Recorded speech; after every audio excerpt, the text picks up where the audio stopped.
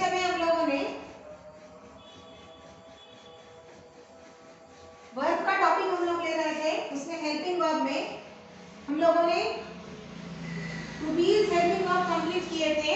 Present में कौन से हैं और पास्ट में कौन से हैं, और उसके बाद हम लोगों ने टू हैव के हेल्पिंग वर्ब्स प्रेजेंट के लिए थे और पास्ट का भी लिया था।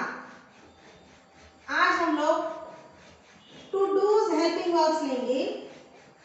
टू डूज हेल्पिंग वर्ब्स कौन से हैं और कैसे यूज करना है। देखिए, to dos helping verbs present में है डू एंड डज। डू का मतलब है करना और डज का भी मतलब है करता है या करना। इसी हिसाब से दोनों का भी मीनिंग सेम है। डू मतलब भी करना और डज मतलब भी करना, लेकिन किस सब्जेक्ट के आगे डू आता है और किस सब्जेक्ट के साथ में डज आता है, ये देखना हमें जरूरी है। जैसे कि जो भी सिंगुलर सब्जेक्ट है, सिंगुलर सब्जेक्ट कौन कौन से हैं? ही है, शी है, इट है। कोई एक नाम ले लो, जैसे कि डॉग है, एक एनिमल का नाम है, या फिर किसी पर्सन का नाम ले लो, जैसे लीला है। तो इन सब के सामने डज आएगा। वो करता है, वो करती है, वो करता है जो भी है, या डॉग करता है, या लीला करती है। डज, डज का मतलब है करना। और डू जो है वो डू, देखिए डज है वो सिंगुलर, यानी कि वन के साथ में आता है, सिंगल सब्जेक्ट के साथ में आता है। और डू जो है वो हमेशा प्लूरल सब्जेक्ट के साथ आता है, जैसे कि यू है, you do, we do, they do. जैसे इधर डॉग है, अगर मैंने इधर डॉग्स लिया तो डॉग्स मतलब more than one dog, plural है मैनी है तो उसके आगे भी डू आएगा। लीला है, इसके इंस्टेड ऑफ लीला अगर हम लोग गर्ल्स लेंगे, मोर देन वन गर्ल, तो उसके आगे भी डू आएगा।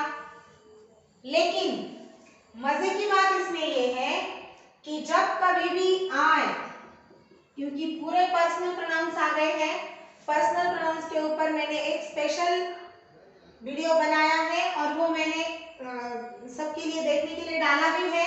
वो अगर देखेंगे तो आपको पता चलेगा कि पर्सनल प्रोनाउंस 7 नंबर है, कोई कोई 8 भी बोलता है, कोई कोई 7 भी बोलता है। तो उसमें अगर हम देखेंगे, देखिए 1 2 3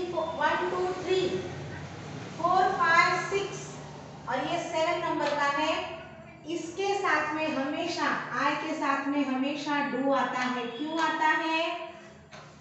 ऐसे समझना कि आई हमेशा स्पेशल होता है। आई मतलब मैं हमेशा स्पेशल होता है, क्योंकि ये सिंगल है और हमारा रूल, हमारा मतलब इंग्लिश के हिसाब से, इंग्लिश ग्रामर के हिसाब से कोई भी सिंगल सब्जेक्ट है तो उसके साथ डज आता है। लेकिन आई के साथ, क्योंकि वह सिंगल है, फिर भी आई हमेशा डू के साथ जाता है। आई डू, और ये बाकी के सब सिंगल जो भी है वो डज के साथ जाते हैं। ये हो गया प्रेजेंट के लिए। अब पास्ट में क्या आएगा? To be is helping verb past tense में कौन सा आएगा?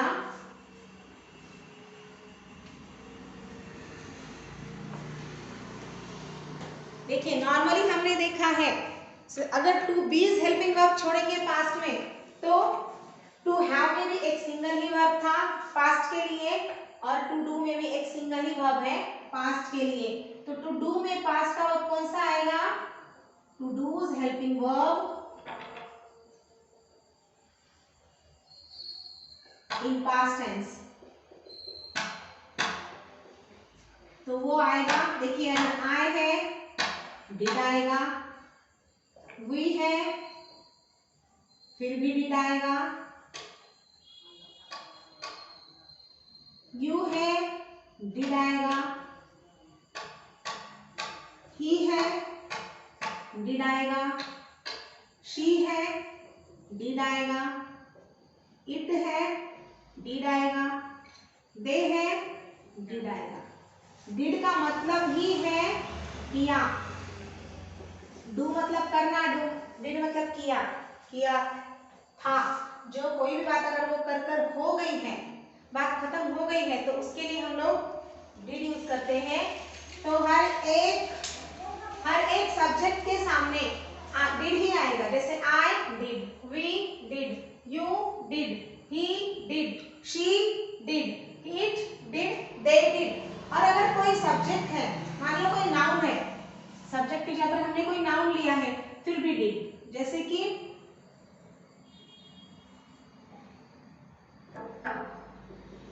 That person did a big joke. उस आदमी ने, उस व्यक्ति ने एक बड़ा जोक किया। ऐसे ये नाउन है, लेकिन फिर भी इसके साथ में डिड आता है। इसका मतलब है कि अगर टू डूज हेल्पिंग वर्ब्स है पास्ट टेंस में, तो हमेशा उसके साथ में डिड आता है। मतलब क्या है, टू डू के हेल्पिंग वर्ब्स अगर प्रेजेंट में रहे तो डू और डज आएंगे। डू आएगा प्लूरल फॉर्म्स के साथ में, प्लूरल सब्जेक्ट के साथ में, और उसके साथ ही साथ अगर आए हैं तो उसके साथ तो भी डू ही आएगा। लेकिन जो डज है वो डज सिर्फ सिंगुलर के साथ आएगा। सिंगुलर मतलब थर्ड पर्सन सिंगुलर। अभी मैंने बोला है third person singular. Third person singular क्या है, इसके प्रीवियस लेक्चर में मैंने ये सब टेबल वाइज पूरा चार्ट समझा के दिया है, और बहुत ही इजी वे में हम कैसे उसको याद रख सकते हैं, इसकी ट्रिक्स भी मैंने बताई है इसमें। तो जो भी थर्ड पर्सन सिंगुलर सब्जेक्ट है, फिर अब उसमें मुझे अलग से बोलने की जरूरत नहीं है कि वो चाहे वो नाउन है चाहे वो प्रोनाउन है, whatever it may be, that is only third person singular noun, then that's it. It always comes with does. अगर थर्ड पर्सन सिंगुलर है तो वो डज के साथ ही आएगा, फिर वो ही है, फिर वो शी है, फिर वो डॉग है, फिर वो ट्री है, फिर वो फैन है, व्हाटएवर इट मे बी। ठीक है। और did to dos helping verb में जो डिड है वो हमेशा वो पास्ट टेंस का टू डूज हेल्पिंग वर्ब है। To dos helping verb in past tense, that is did, and did comes with each and every subject. Then it may be noun, it may be pronoun, whatever it may be, always did comes with it. हमेशा did ही उसके साथ में आता है, क्योंकि सिर्फ did एक ही ऐसा है जो to do का हेल्पिंग वर्ब है पास्ट टेंस में। तो आज के लिए बस इतना ही। जय हिंद।